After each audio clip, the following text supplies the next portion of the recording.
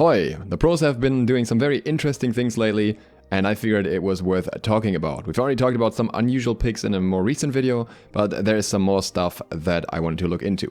While I'm currently knee-deep in my New World grind, I figured I don't want to let all the stuff that I tracked for this go to waste, and there's also a lot of new information from this week from Blues Ultra, who's been tracking all of that, so I wanted to get a little bit of that together in this video. If you don't know who Blues Ultra is, they track all the SPL sets and make a lot of other cool infographics. A lot of the graphics in this video will actually be from them, and you should definitely follow them on Twitter or Reddit. Links are down below. So what we're going to look at today are starts, then also the most popular picks and most interesting picks from week 3, which is week 2 of the mid-season patch, and especially also the items that were used, because there were quite a few drastic changes there. Beginning with the starts, on the duo side we see 2 starts.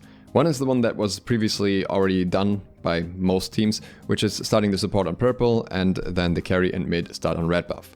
What we very occasionally see, especially from J-Dragons, I think they may be the only team doing it so far, is the support starting on green buff and just using Hog there and then rotating over. This loses you a few minions in lane and loses you some pressure, but you get that extra buff. I don't know if it's worth it, they're not always doing it yet, so it depends on the situation, it depends on if you think you have potential to keep your second purple as well, but it's definitely more of a niche thing so far that will probably not translate away from competitive as well. Most teams don't value the green buff very much in general, and often it's just dropped by the jungler for extra XP and the support doesn't even pick it up yet. Similarly, the Draugr on the duo side remains one of the least contested objectives. On solo, we see pretty much all junglers doing the start that I suggested at the very beginning of the season, which is the jungler starting at speed and the solo laner starting at blue buff. And they're now doing it no matter what starter item they have, which used to be a thing where certain starters would not start on blue buff because they're a little bit later to lane and maybe would not hit level 2 as quickly that way. But I think the teams have now realized that the value of having the jungler around middle lane is just significantly higher. I am kind of a little bit frustrated that this took so long to fully catch on, because it was the superior start from the start of the season, and the only thing that was holding it back a little bit was that certain items didn't clear that well with it, but even then it was, in my opinion, still better. And because some solo laners wanted to have that tiny bit of extra XP, for a long time the meta start, at least outside of competitive, was sharing all those camps on solo side, which to me never really made sense, and I pointed out very early that it doesn't make sense, but now at least we're finally there. At least this is finally the strategy that's being used now. Generally speaking, we see a lot more rotations, especially out of solo lane as well, but that is not really surprising because everyone is faster earlier without having boots for it, so yeah, people are gonna rotate more. And now let's have a little bit of a look at the picks and bans. The first one who stands out here is Artemis, who is now fully established as a current carry with her buffs, which are honestly a bit too much in my opinion. They feel a little bit annoying. So I can totally see why she is being picked so much. And other gods that are kind of new-ish here are Osiris and Erlang Shen. I pointed out with my tier list that I expect those two to go up significantly because they both benefit very much from the Mannequin Scepter buff, and they're not just played in jungle as well. Another god that's making a lot of appearances is Fenrir. You see him here on the most pick list, but if we switch over to the most banned list, then he's also in the top 3 right there. So really showing up, and along with him we also have Odin making a fair bit of a comeback after his buffs.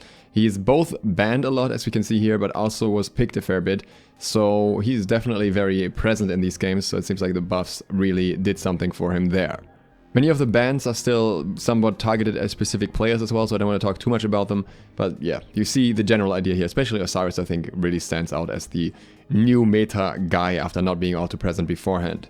Some other guys that are worth mentioning for solo are Varman, who actually got multiple picks and who works pretty well with some of the item changes as well, and Berserker Shield's buff is not even through as far as I'm aware. And then there is also Tyr coming back a little bit, kind of a surprise there. Vulcan was played in middle lane by Veneno, extremely interesting pick, and did extremely well there.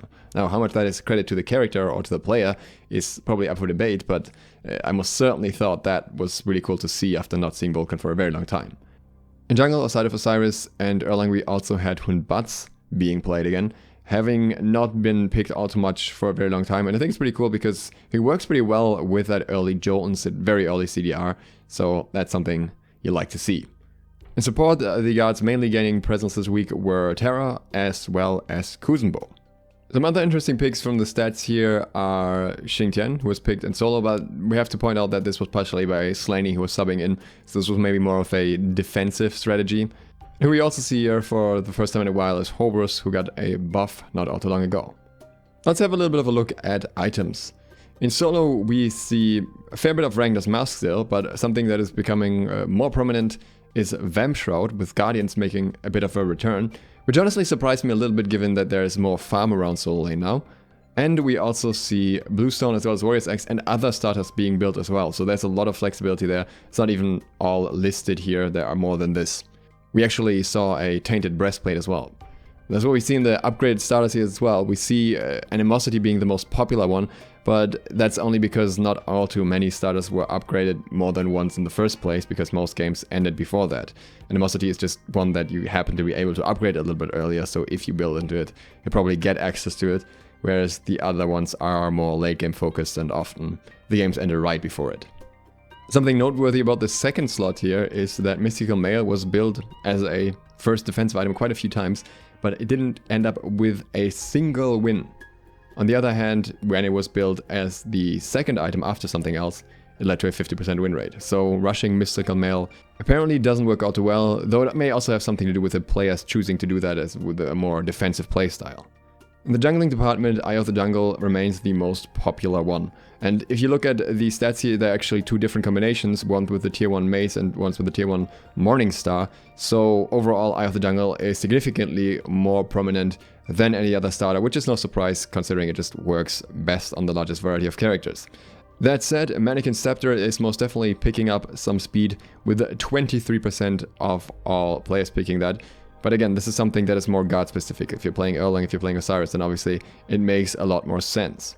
While Bumba's Dagger is falling behind in popularity, Bumba's Hammer is actually the most popular upgrade. I think that is because Bumba's Hammer is just a must-have upgrade if you're building into Bumba's Dagger, whereas with the other ones you can also just choose to sell your starter and go into something else, and you won't prioritize upgrading it as much. When it comes to starters, Stonecutting Sword looks a little bit over the top here compared to the others, but that's only because the basic attack focus guards would typically go into Stonecutting Sword, whereas there's more variety in terms of the first item choice for ability-based guards, as you can see with Crusher, Jotun's Wrath, and Transcendence, though Crusher obviously could be built by both. In middle lane, Vamp Shroud has really taken over. No matter if it's combined with Lifesteal or with MP5 at the start, it seems to be the preferred choice, which honestly doesn't surprise me all too much. I thought that that was a very strong buff to the item that makes it a lot more useful. That said, on select guards, Conduit Gem and Sense of Time are still being used as well.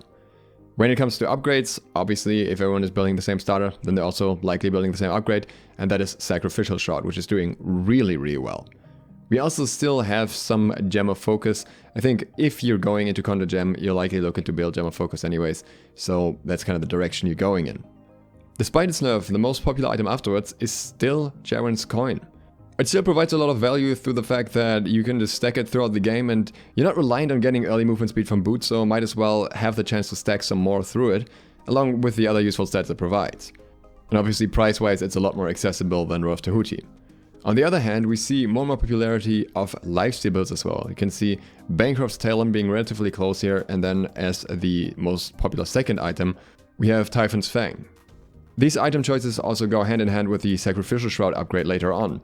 That item got buffed and provides more power and therefore more damage, but it still comes at a cost of health, so having multiple other lifesteal items can offset that much better. In support, we're going back to the same old, same old. Despite Sentinel's Gift's buff, Benevolence remains the king of starters and is the only one being chosen, and the Warflag buff, which wasn't really that good anyways, didn't do anything either. We also see Compassion being built all the time still, and in terms of the first item, the most popular one is once again Gauntlet of Thieves by far, which is honestly really boring, but what can you do? I'd love to see a shift towards more aggressive build styles with something like Stone of Binding, but the only thing we have here is one of the hammers showing up once, so really, it's a niche scenario.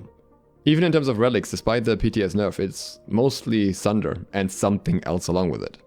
While support is not very exciting, the shift in carry builds is most certainly interesting. We see a lot more Leather Cowl along with the tier 1 short bow, and the goal here is to go into Hunter's Cowl eventually, though that's not always necessarily done, but what's much more prioritized is going a Kaival first item. And even after that, the build is basically just bows, bows, and more bows. Kaival provides you with sufficient power. Lisa's bow has got the bounces to get you going if you want that, and helps with teamfight DPS. Atalanta's bow has a very nice passive and also has massive stat bloat, and between Atalanta's and Silverbrand you also have sufficient pen, and then you just finish it up with a Concise. It is a fascinating development in the carry department, but there is still a smaller counter move of ability focused characters that go into Bluestone Transcendence combos or similar. We even had at least one game where Ola was built with tier 2 Transcendence right away. I imagine that the bow tree will get some power nerfs because that is what kind of pushed this meta in the first place. That concludes this overview of the current Pro League meta. If you enjoyed this and you're new to the channel, click like and subscribe, or I will come up with a new outro soon. And outside of that, I'd like to thank my patrons for making this video possible. That is Nick Walker, Drain Brennan, Zilaria, Zed the Undead, Nevitz Jr., Rawas, Angel, Eric's88, Zifaroli, and everyone else you see here.